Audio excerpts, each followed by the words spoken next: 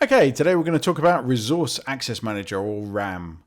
RAM is something that isn't a service on its own. It allows you to share AWS services and resources between accounts, hence Resource Access Manager.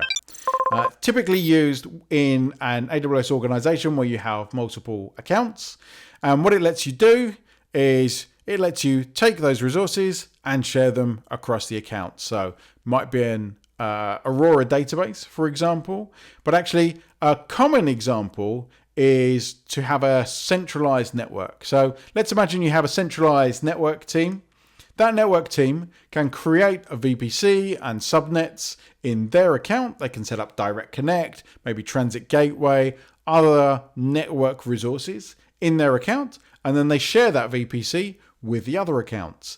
And what's great about that is it allows you to divide responsibilities. So if I'm a developer and I have access to account 2, I can go and create my database in the VPC that the network team manage for me. I don't need to worry about the network. I just sort out my database and nothing else.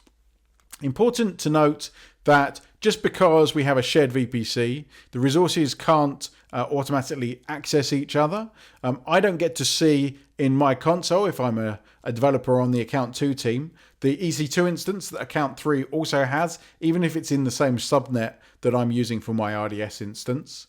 I can actually provide access to my RDS instance by creating an appropriate security group rule and doing security group referencing. I can reference security groups that were created by the account 3 team because they exist within the context of the VPC that we share.